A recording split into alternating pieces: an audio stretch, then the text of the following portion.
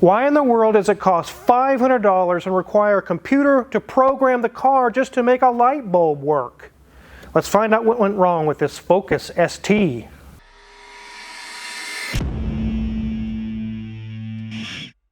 This is a 2017 Ford Focus ST with the 2-liter EcoBoost in it. It's in pretty good shape. It does have a few minor flaws here and there, but the left rear, or the driver's rear park lamp, the bulb will not work. The customer tried this and tried that, and finally they said, I don't know what to do. I'm bringing it to you guys at Omega to get the final answer. Why won't this light work? I'm going to get pulled over. I don't need no trouble with the cops. We need that light to work, or at least find out why it's not working. So we're going to dive into that and show you what we found, which is crazy. But before we do that, let's take a look around this Focus. You can see the ST badge and the nice honeycomb black grille on this Focus ST. A little bit above your normal Focus, but it's not as high level as the RS. But still a very nice car. It does have some condensation in the headlamp, but that's not our concern right now with the customer. Nice black wheels, the body's in good shape. It does have a dent back here by the bumper. It looks like a minor little fender bender. I scraped the plastic and dented it in there. And here around the back you can see it has center exhaust coming out the back. There's our ST badging again. Otherwise, the car is in really pretty good shape. Let's jump under the hood. Alright, here is our 2-liter EcoBoost. I actually really like these engines.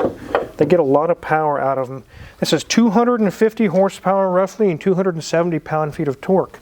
There's a lot of Camaros in the 90s with V8s that barely had that much power. Alright, let's get this engine cover off so we can see what's going on under here. You know, being able to get a clear view of everything in your engine bay can be very challenging. It's important to me to know what's really going on and keep an eye on problem areas. This also extends outside of my shop. You guys know that Mrs. Wizard and I recently bought a house in New Mexico. It's a good 11-hour drive away, not close enough to just swing by after work and check on it. That's where I rely on my Reolink cameras. They keep an eye on my house and help support this channel. Their Elite Floodlight Wi-Fi camera is perfect for large spaces like our driveway. It has 180-degree ultra-wide coverage that records in 4K. No blind spots. So far, the neighbor's cat is the star of our camera. The movable LED floodlights can be set to a timer, motion activated, or turn on in the dark. You can also adjust the color temperature and brightness up to 3,000 lumens. So far, the only thing the camera has caught at night so far is some rain, a deer, and a bobcat in our yard. What I like best about this camera is it's so easy to install. You can either plug it into a standard wall outlet or you can hardwire it. I simply replaced an old motion light and added it to the Reolink app with their dual band Wi-Fi 6 technology. I also like that there are no monthly subscriptions just to use the camera. My camera stores the footage on a micro SD card. I get notified with a copy of the image when the camera detects motion. This easy-to-use app is all you need to keep an eye on your property. It allows me to set motion sensitivity and custom detection zones so I don't get notified when a bird flies past the camera. The only notifications we've gotten were from this scary guy walking on the path, our Ram truck and Defender in the driveway, and the neighbors checking on something for us. The app even allows for time-lapse recording. I miss the sunsets on the mountains. Shop now and shine a light on intruders before they get too close. Use the link in the description below to get 5% off all products on the website until the end of the year using code CARWIZARD. Now back to this Focus. So we did a quick inspection underneath while we're checking out the stoplight. We always do a quick check on everyone's cars just to make sure there's nothing they weren't thinking of. Everything looks good on this 2-liter EcoBoost. I really like the EcoBoost engines, what they've done with them. They take relatively small engines and get a lot of power out of them. And they actually can get good gas mileage. This one gets about 30 miles per gallon on the highway. And I have a really cool story to tell you as we get further into the video about the Focus ST. So what does it look like inside of a Focus ST? Mrs. Wizard, take it away and give them a tour. Okay, there you got it. 74,572 miles, and loving that ST back there. Got just the speedometer and our tach, and our temperature gauge and fuel gauge. It's all that we need back there because, of course, that ST disappears and gives us a nice screen back there with lots of data. But as we move our hand off that light, it's looking good. Kind of looks like owl eyes, kind of. Isn't that kind of interesting? Now when you look at this, you'll see owl eyes if you're ever in a Focus ST. As we move up, okay, dash is looking good. Got our rest of our gauges up there, and it smells much like a forest in here. Oh, here we go. Yes, yes. This is a lovely little tree, black ice forest in here, and don't worry, there's more of a forest growing elsewhere. You'll see in just 1 second. The rest of the dash is looking very nice. Got a very small screen up there. Simple buttons, simple, easy to use. I like the pictorial version for our HVAC controls. Got some gum, got some breath mints. Okay, got our 6-speed manual transmission. Yes, that would make this thing so much fun to drive. Only option they have up here is our traction control. Nothing was down there. Got a spot to charge our cellular devices, and a small treasure of quarters down in the very nice, very deep cup holder, so no spilling any beverages in here. As we look at our center console, we can see, oh, okay, they are a user of chewing tobacco, and we've got a lighter and pen, receipts, you know, everything that we stuff where we don't want to see it. But looking good, no elbow marks or anything on there. They do have the manual, and it's looking nice right there, and they have several bulbs, which unfortunately, those aren't the problem. Something else is. But the seater's looking very nice. I like that it's kind of got different areas, different zones of colors and textures, but we've got the ST stitched into the back. As we look at our door card, gray, and more gray with a little bit of a steel accent. The back, since this is a hatchback, we have it in cargo mode. So we have a large area of storage back there. And as we move up, everything's looking really nice. Headliner's in good shape. And I promised you that there was more trees in here. We got a little bit of tree there. We've got some cologne there. So the person that owns this car definitely wants to leave a nice impression. As we get to our steering wheel, we've got the Ford in the center. It says ST down there at the bottom with our standard controls and buttons, whatnot on each side. Enough of this interior talk. Let's get this up in the air and see what's going on the underneath. So while we got this vehicle in the shop, we'll give it a quick check to make sure there's no other unexpected problems. And right now I'm seeing there's a little bit of scrapage going on here on the lip of this bumper cover, but I don't see anything leaking, nothing from the radiator, so that's good. With a little over 70,000 miles, it's not expected to be a bunch of leaks, and luckily there aren't. The transmission is dry and also the engine is leak-free. Here's our AC compressor. That would be really easy to change out if it failed. It's just right there. Unlike some Hondas. Check out these brakes. They're about 60% remaining. The CV boots are good. Sway bar link is good. And the strut is not blown out. Same thing over here. Brakes are 60%. CV boots are good. Sway bar link is good. And no blown out strut. Those of us that are my age or older always think of power steering. There's got to be fluid, right? There's a power steering pump, duh. No. Most cars today, newer cars, are going to full electric power steering. Take a look. Here's our motor I'm touching. That's the power in the power steering. There's no fluid here. It's just an electric motor that runs the rack back and forth. Now, couldn't that make it complicated and possibly unsafe? That hasn't proven to be true. They've actually been very reliable and really have not caused any trouble. I personally like them because I never have to do anything with power steering belts or pumps or fluid leaks. It just works all the time and there's nothing really to do with it. So let's get this trolley jack out of the way and continue our inspection. Here's our exhaust and heat shields. Everything's intact. Nothing's been modified or messed with. Here's our fuel tank.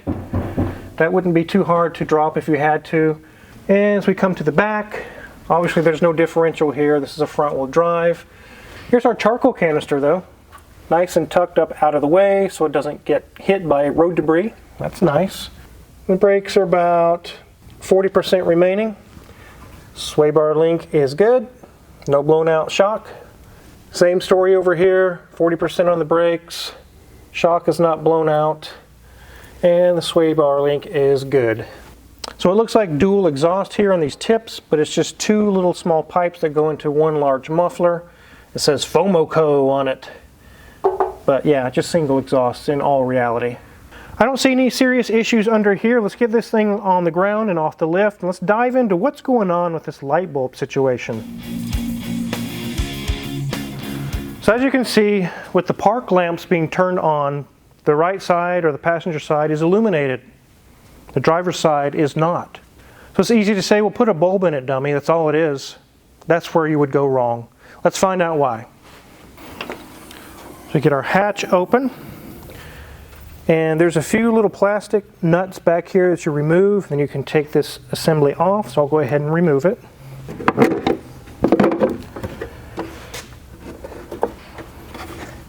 So here we have our assembly, and the park lamp bulb, we actually removed the socket for it, and we put a brand new bulb in it, and it did absolutely nothing. It still don't work. So the next step we went into is thinking maybe there's a problem with the connector or something going on right here. So remove the connector, look in there for the pins, make sure they're not corroded or damaged. We did check continuity through this pin down to the park lamp bulb. Everything's good. If we put power to all these pins, all the bulbs light up just like they're supposed to. So by using our power probe and putting power to all these pins and verifying every bulb lights up like it should, we have eliminated this entire housing. It's nothing to do with this at all. Not the bulbs, not the connector, not the wiring. Everything's good with this assembly. In fact, this plug is the same plug as the driver's side, and Danielson removed that plug and plugged this one in, and it works great. So what's the problem? So at this connector, we turn on the park lamps, the next step that Danielson went through. By the way, he's the one that did all the diagnosis on this, did a very good job. We check for power at these terminals, and there's a purplish and green wire here.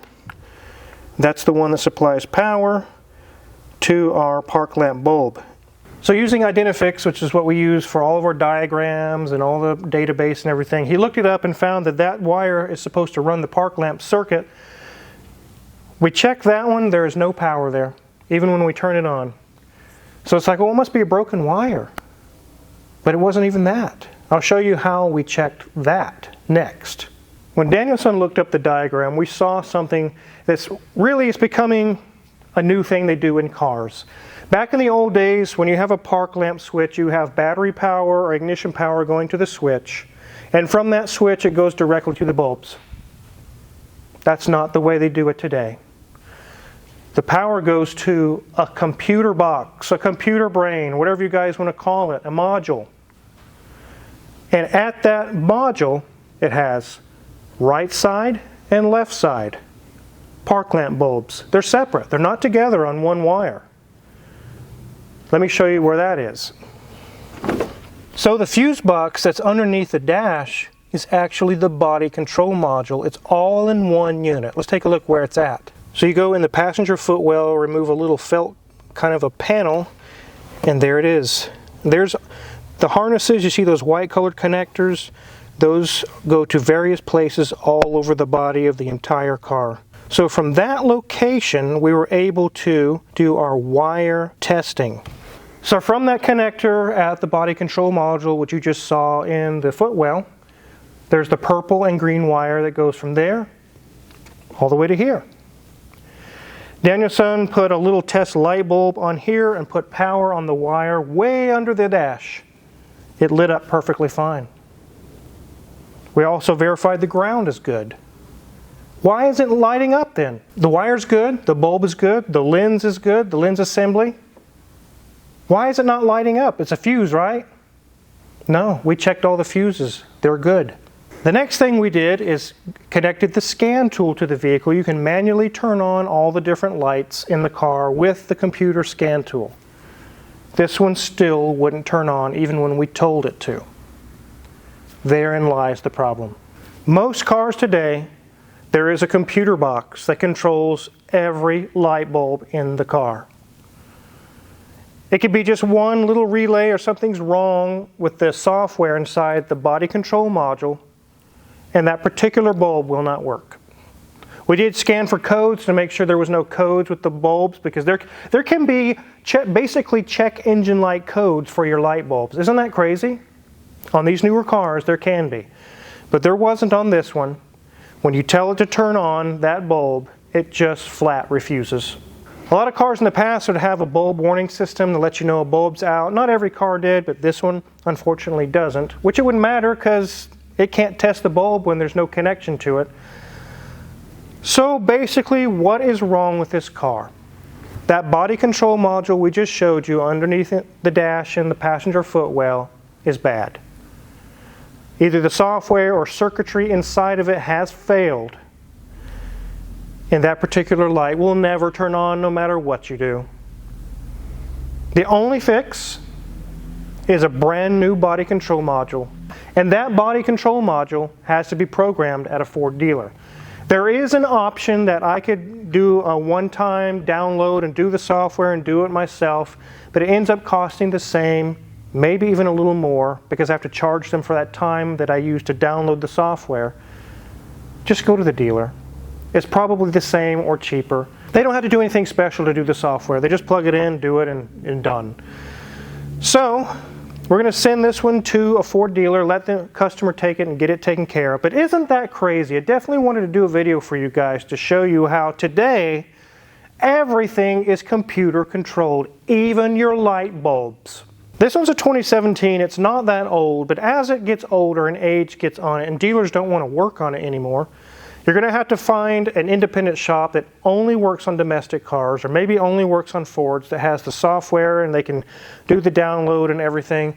There are services you can send it off to on eBay and stuff and have things rebuilt. I've had 50-50 luck with that. Sometimes it works great, sometimes it comes back even worse than when you sent it. So I don't want to go down that road. It just needs a new body control module. But even Daniel's son, as he looked it over and found out what was wrong, he's like, it shouldn't be computers involved with light bulbs.